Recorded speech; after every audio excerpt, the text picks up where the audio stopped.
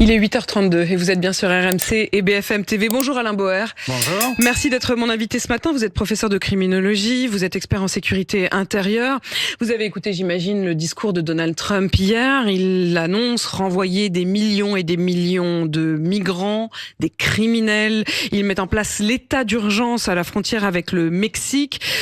Il a pas lu votre livre, visiblement. Ah, il aurait pu, mais il n'est pas encore traduit. Mais voilà, ça doit être pour ça. Parce que vous dites à peu près l'inverse. Mais j'en reviens du Trumpistan. Donc, j'y étais il y a 15 jours. J'ai rencontré une partie des équipes de sécurité nationale de Donald Trump, comme c'est le cas depuis 20 ans. Il se trouve que j'y fais court et qu'un certain nombre d'entre eux j'espère seront des étudiants attentifs ou participeront à des séminaires de travail. Non, il dit des choses qui correspondent à deux réalités différentes. Car en fait, il y en a deux. Il y a la réalité de la tech, qui importe massivement de brillants cerveaux, qui sont la puissance intellectuelle que les États-Unis n'arrivent plus à fournir dans leur système académique, mais qui ont les moyens financiers de se développer. Elon Musk, il est sud-africain. Il n'est pas américain. Il l'est devenu, il ne pourra pas être président des États-Unis parce que la Constitution ne lui permet pas, mais une partie importante de tous ceux qui nous font le cours sur il faut virer les étrangers sont des étrangers devenus américains.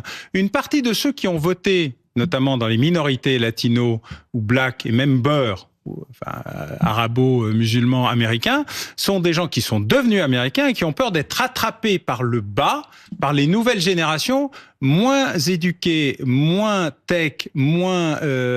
Et qui, pour la première fois, ont voté plus républicain que d'habitude. Donald Trump, beaucoup plus que d'habitude, alors que leur vote était acquis normalement aux démocrates. Mais les démocrates ont fait une culture du pauvre, les républicains ont fait une culture de la réussite. Et les populations d'origine étrangère, quand elles veulent s'intégrer, et c'est tout le sujet de mon livre, qui est de montrer qu'il y a deux extrêmes qui ne parlent plus de la réalité. Un extrême qui dit tous les étrangers dehors, et immédiatement Elon Musk, comme Meta, comme les autres, dit pas tous les étrangers dehors, seulement les plus cons. C'est typiquement comme ça qu'ils le disent. Les plus pauvres. Ouais. Ah oui, je le dis tel qu'ils le disent. C'est pas mon expression personnelle.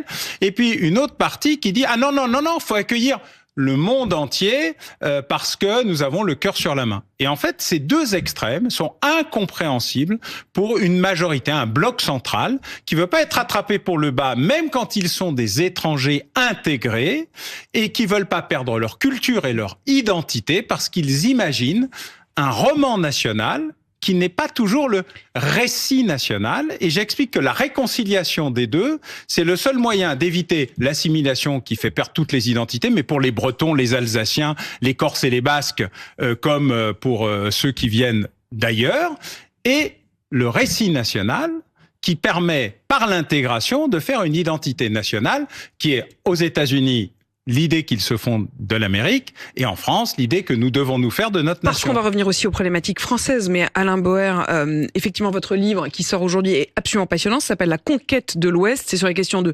démographie, migration, crise, identité, mais aussi sur les questions de violence, sur le regard finalement porté sur l'étranger, mais dans l'histoire de France, dans l'histoire de l'Europe, la façon dont les êtres humains de mobiles sont devenus sédentaires et comment ils peuvent redevenir justement eux-mêmes mobiles à tout moment. C'est la question de la souveraineté, la question des frontières. Et effectivement, vous allez plutôt à l'encontre d'une logique de Donald Trump, puisque vous dites au fond, le problème n'est pas la mobilité. Il faut arrêter de lutter artificiellement contre la mobilité. L'homme par nature va bouger là où il y aura à la fois plus de réussite possible, plus de progrès possible.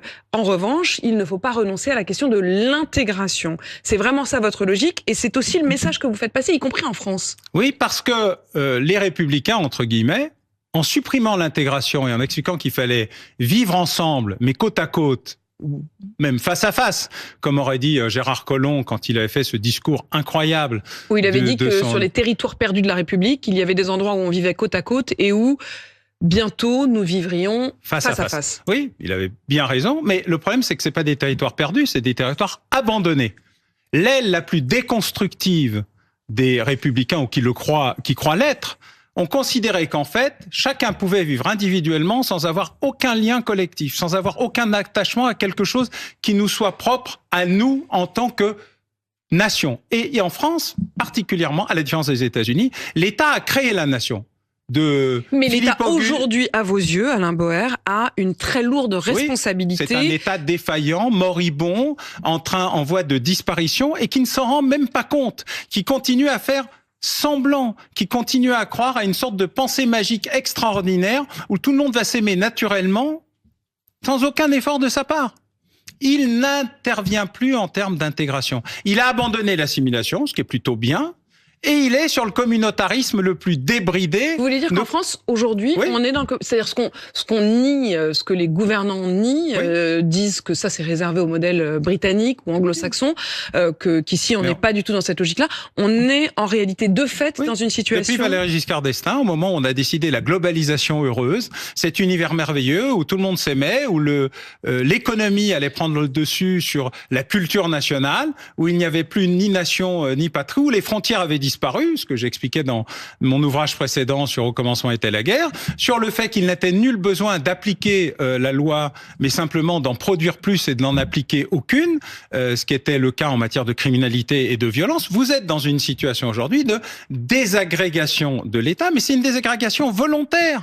Nous ne sommes pas des victimes, nous sommes des complices de cette désagrégation. Alors de temps en temps, évidemment, il y a un discours, un regard, une intervention plus dure sur ces questions, donc on se dit, ah oui, quand même, il y a un sujet. Sauf que ce que Donald Trump a réussi à faire en étant majoritaire en voix, et pas seulement majoritaire en grands électeurs, en obtenant des scores inédits chez les minorités intégrées par rapport au flux qui est en train d'arriver, il a géré le stock et il est en train d'essayer de maîtriser le flux, mais pour des raisons qui vont être beaucoup plus de sélection et de quotas qu'autre chose, c'est qu'il y a une révolte du corps central. C'est qui le corps central? C'est là-bas ou ici? Partout. Ce sont ceux qui sont attachés à une idée nationale, qui est le roman national, qui est pas toujours le récit national. C'est-à-dire que l'histoire, de ce point de vue-là, ressemble pas toujours à la fiction, puisqu'un roman, c'est une fiction, mais qui croit à une idée globale de ce que c'est qu'une nation. Alain Boer, dans votre livre, vous dénoncez le modèle bourgeois libéral, une sorte de business roi qui a renoncé aux valeurs communes. Oui, bien sûr. Alors moi, je me réveille tous les matins, donc je peux dire que je suis très woke. Mais au-delà de cela, il y a une forme extrême de l'ultra spécification des populations, une communautarisation tellement émiettée. Mais pourquoi? Pour des raisons en réalité de marketing? Non, parce qu'on a une sorte de remords. Alors en France, on a un remords colonial, ce que les États-Unis n'avaient pas, parce que la seule guerre qu'ils aient vraiment fait, c'était contre l'Espagne, au moment où ils ont acquis d'ailleurs une population latino très importante.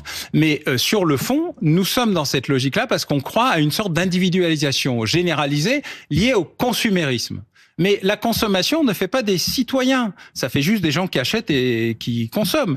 Le citoyen, c'est quelque chose qu'on construit ensemble. Et pour cette unité-là, j'ai expliqué il y a très longtemps au président Sarkozy, quand il était un peu dans cette logique-là, que c'était bien d'avoir une vision de la France comme une société à tiroirs, mais s'il n'y a pas une commode pour tenir les tiroirs, il y avait qu'un empilement de tiroirs. La commode, c'est l'État en France. C'est pas pareil ailleurs. Ailleurs, les nations ont construit des États fédéralisés, décentralisés, etc. C'est pas notre modèle.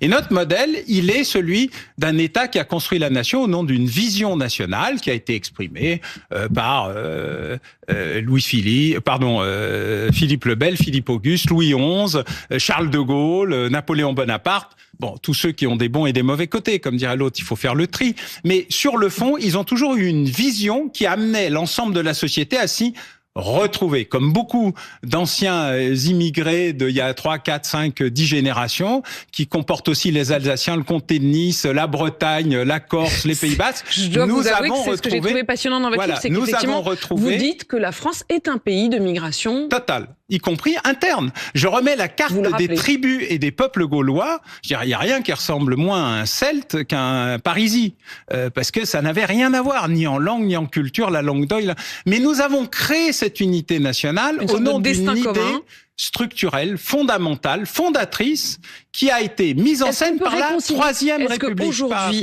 pas par les extrêmes d'aujourd'hui, par la Troisième République qui nous a dit nous devons avoir un roman national, nous portons le nom de nos envahisseurs, les Francs, Mais nos ancêtres sont les Gaulois. Alain Bauer, et nous avons tous fait semblant d'y croire. Avant de vous interroger sur les questions aussi de narcotrafic, qui sont des questions d'actualité liées aussi à ce qui s'est passé ce week-end à Mâcon, à Échirolles, à Besançon, quand même une question aussi sur la réconciliation. Est-ce que cette réconciliation est possible aujourd'hui? C'est-à-dire, quels sont les outils que vous proposez? Alors d'abord, je ne crois pas à une réconciliation diplomatique, c'est pas une négociation, ce n'est pas un compromis. La politique d'intégration, c'est une politique volontariste déterminée par un État qui retrouve sa place. Car l'élimination de l'État, c'est l'élimination structurelle de la France. Alors démographiquement, puisque le sujet du grand remplacement arrive très souvent dans les débats. Vous n'êtes pas du tout sur cette logique-là. Il faut le dire, c'est presque un livre anti-Zemmour, hein, votre livre. Non, j'irai pas jusque-là parce que je me situe pas dans un débat polémique. Non, mais moi, fâchez avec Fayard. Non, ça va. Ils m'ont publié, donc tout va bien. Non, la question, elle est pas là, puis il est pas chez Fayard, pas encore en tout cas. Mais la question fondamentale, c'est moi, je n'ai pas d'avis. Je veux donner les moyens aux gens de se faire leur propre avis. Donc cet ouvrage est historique, technique, juridique. Il fixe. En tout cas, vous réfutez cette thèse. Oui, parce que le grand remplacement, en fait, c'est pas le grand remplacement, c'est le grand remplissement. C'est notre démographie qui nous pose un problème. C'est pas l'arrivée des autres. L'arrivée des autres, nous sommes allés les chercher depuis la grande crise. Nous l'avons souhaité, nous l'avons voulu, mais on a nous fait les avons tout ce qu'on voulait. Je raconte comment on accueillait. Et ensuite, on les a mal accueillis. C'est ce que vous bien dites. sûr. Comment on allait chercher les migrants, leurs familles, leurs cousins et leurs proches, regroupement familial élargi. Alors pour une fois, c'est pas la faute à Giscard d'Estaing ni à Jacques Chirac en 74. En réalité, on a toujours accueilli dès les années avec 20. Parce qu'on avait une crise démographique majeure liée aux pertes de la Première Guerre mondiale. On sous-estime d'ailleurs les pertes de la Seconde. Mais sur le fond, nous avons une crise démographique. Mais la responsabilité ensuite de la France, c'est de les avoir mal accueillis. Oui, parce que c'était des immigrés à durée déterminée. Ils allaient repartir. On ne voulait pas les intégrer ou plus les intégrer. Ou on voulait les assimiler sans leur reconnaître la diversité et la richesse de leur parcours. L'intégration, c'est une politique dynamique, volontaire et structurée. Et je renvoie d'ailleurs à l'exceptionnel discours qui est mis page 275 du livre, dont je laisserai les lecteurs découvrir qui est l'auteur. C'est un discours de Jean-Marie Le Pen. Oui, incroyable. Mais qu'est-ce qu'il dit? Il dit intégrons les Arabes, les musulmans, les Algériens, ils sont nécessaires à notre démographie, notre culture. Est-ce que vous n'êtes pas en train de réhabiliter Jean-Marie Le Pen, honnêtement? Pour ce discours-là, c'est plutôt l'inverse que vous faites dans le reste du livre. Pour ce discours-là, oui. 1958. Presque comme un pied de nez que vous lui faites. Il est formidable. Je me suis pincé 2 fois quand même. J'ai été vérifié que c'était bien lui qui avait vraiment dit ça. C'est dans les documents de l'Assemblée nationale de l'époque. Il y a une logique de l'époque sur un territoire français qui est en train de se séparer dans des conditions terribles de violence, d'attentats. Je veux dire, et le FLN, franchement, pas hésité non plus à détruire toute possibilité de vie en commun après l'indépendance, mais il y a là un enjeu qu'il faut relire ces documents. En fait, tout ceci n'est pas une histoire qu'on raconte, c'est une histoire qu'on rappelle. Je voudrais, Alain Bauer, parce que vous avez aussi la casquette de spécialiste des questions de sécurité et de défense, revenir sur 2 points. D'abord, sur ce qu'il se passe en ce moment dans des villes moyennes de France. On entendait hier sur BFM TV le maire de Mâcon. Mâcon, où ce week-end encore, de nombreux locaux, mais également véhicules ont été brûlés dans une forme d'intimidation, c'est ce qu'il raconte, de la part des narcotrafiquants, du trafic qui s'est emparé d'une partie de la ville. La maire de Besançon parle, elle, d'une prise de contrôle de certains quartiers par une véritable mafia, c'est le mot qu'elle utilise. Quelle est la réalité de ces territoires aujourd'hui, Alain Bauer, et est-ce que la réponse, notamment le fait d'envoyer la CRS 8 de ci, de là, est à la hauteur et surtout peut-être pérenne? Alors d'abord, c'est pire et ça fait longtemps, mais c'est bien qu'enfin on ouvre les yeux. Même de grands journaux qui étaient connus pour le négationnisme par rapport aux questions criminelles. Vous exagérez, c'est pas vrai. Pas du tout. D'abord, les gens le découvrent, et pas seulement dans les villes moyennes, dans les villes petites. L'expansion aujourd'hui du trafic, du narcotrafic, des narcomicides, tous ces mots nouveaux qui visent à dire que grosso modo l'intégration entre l'expansion du trafic, à la fois en termes de production, de distribution et l'étendue massive de la consommation, notamment de cocaïne en France. Plus d'1 million de consommateurs, ça a doublé en 2 ans. C'est ça. La responsabilité des consommateurs est considérable. Non, la responsabilité des consommateurs, c'est des malades. C'est-à-dire, il faut arrêter avec la pénalisation du consommateur. Le producteur est un criminel, le trafiquant est un criminel, le consommateur est un malade. Vous n'êtes pas du tout d'accord avec cette phrase, par exemple, d'Éric Dupond-Moretti, qui disait, pour culpabiliser celui qui fume notamment un joint, le joint a le goût du sang sur le trottoir. Ah ben, il a le droit de le dire, c'est de la com. Moi, je fais pas de la com, moi, je fais de la criminologie. C'est un métier particulier qui nécessite de faire un diagnostic à peu près cohérent et qui nécessite qu'on soit d'accord sur la nature du diagnostic, parce que si le patient est pas d'accord, ça ne sert à rien. Ensuite, on établit un pronostic, qu'est-ce qu'on peut faire, et ensuite des options thérapeutiques. On peut se mettre sur la gueule sur les options thérapeutiques, c'est normal. Mais quand on a zéro diagnostic, voilà. Et ça, c'est que de la com, c'est de la com vide de sens. Voilà, on punit les producteurs, si on peut. On produit de plus en plus en France, sur le territoire national. On produit sur le territoire Bien national, sûr, ça vient pas uniquement, notamment massivement du cannabis et surtout des drogues de synthèse. Nous avons retrouvé des laboratoires comme au temps de la French Connection. Donc on a un problème de production. On a un problème de distribution, y compris distribution sur Internet. Entre 2 pizzas et un burger, vous avez droit à votre petite dose de tout ce que vous voulez d'ailleurs, avec des tarifs, des incentives. Uber-Sheet, comme on dit. Uber-Sheet, absolument. Et puis vous avez un problème de consommateur. Depuis Claude Olivenstein, il y a 50 ans, on sait que le consommateur doit être traité comme quelqu'un qui est addicté, qui est donc malade et qu'il faut traiter comme un alcoolique, pour résumer, même si c'est un peu exagéré, mais c'est le fond de ma pensée. Et si on ne traite pas le consommateur comme un malade, on ne traitera jamais du problème du trafic. Jamais. Parce qu'il y aura toujours des consommateurs. Donc la réponse pour l'instant, elle est quand même surtout sécuritaire. Ah, la réponse est surtout sécuritaire parce donc il manque un volet si je vous écoute. Il manque le pilier médico-social. Mais le pilier médico-social peut être extrêmement punitif. Le code de la santé publique, il y a un article punitif dans le code de la santé publique qui vous menace de prison. Mais vous dites quoi Alain Bauer, vous dites quoi au maire de Mâcon quand il dit son désespoir, sa difficulté, son désarroi, quand la maire de Besançon, qui est tout à fait d'un autre bord politique, comme quoi ça n'a plus rien à voir désormais, qui dit qu'il y a de la mafia, la maire d'Échirolles que je recevais ce matin, qui dit qu'il y a eu 40 fusillades dans l'agglomération de Grenoble. Qu'est-ce qu'il faut leur dire? Qu'est-ce qu'on peut leur dire? Il faut leur dire qu'une politique de reconquête du territoire, elle marche à la fois sur le pied sécuritaire et sur le pied médico-social, qu'elle commence par leur reconnaître la réalité, et ils le font tous. Mais avec combien de temps de retard?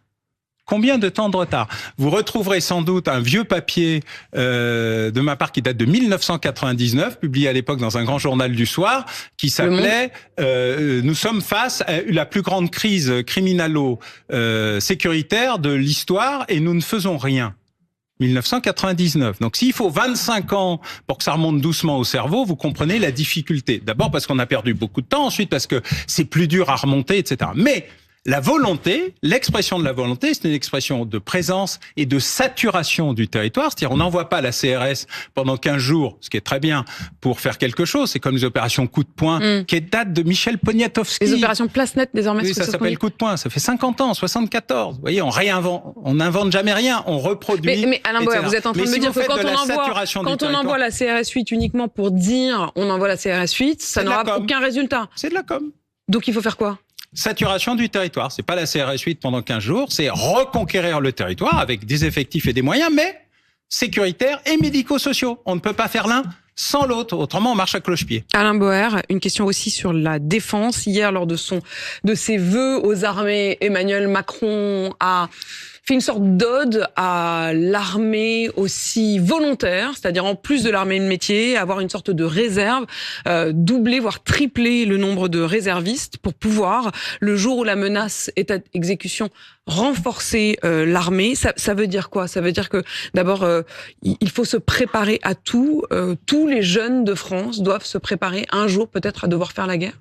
D'abord, civis pacem parabellum. Si tu veux la paix, tu prépares la guerre et tu n'expliques pas que tu es démuni et désemparé si elle arrive. Or, nous avons un système économico-financier qui a détruit l'armée parce que ça ne servait à rien. À partir de 1989 et la chute du mur de Berlin, ils ont décidé unilatéralement, tout était fini, la vie était belle et nous allions vivre un moment de bisounours heureux qui allait gambarder dans la luzerne parce que tout le monde allait s'aimer et que la globalisation économique et financière allait résoudre le problème des conflits. C'est exactement l'inverse qui s'est passé parce que ça se passe toujours comme ça. Mais nous oublions, nous avons un problème d'amnésie. Mais c'est un biais cognitif majeur, mais tout à fait remarquable. Donc les mêmes qui ont détruit l'armée viennent de découvrir que ça serait quand même bien d'en avoir une. Les mêmes qui ont détruit la police trouvent que c'est quand même bien d'en avoir une. Les mêmes qui ont démuni la justice trouvent que c'est bien, c'est très tard, mais mieux vaut tard que jamais. Est-ce que c'est l'aveu que la menace est non seulement réelle, mais quasi immédiate? Bien sûr, mais le général Burkhardt, comme chef d'état-major de l'armée de terre, puis comme chef d'état-major des armées, a écrit ça depuis des années, expliquant à la fois qu'on allait vers des conflits de haute intensité, même des conflits de longue intensité, comme la démonstration est faite avec l'affaire ukrainienne, qui est sur le modèle d'ailleurs de la guerre de Corée qui a 60 ans, on n'a rien inventé non plus, mais nous redécouvrons des choses que nous avions mis sous le tapis parce que nous ne voulions pas les voir. Et donc j'ai dit, mieux vaut tard que jamais, mais les mêmes qui ont détruit le système au nom du fait que ça ne servait à rien, qu'il n'y avait pas besoin de budget, pas besoin d'avions, pas besoin de soldats, pas besoin, découvrent que si on en a besoin. Une forme de culpabilité, donc, même s'il y a une reconnaissance à la fin. Merci Alain Boer. Je recommande votre livre, La conquête de l'Ouest. C'est aux éditions Fayard. Merci d'avoir répondu à mes questions ce matin. Il est 8h52 sur RMC BFM TV.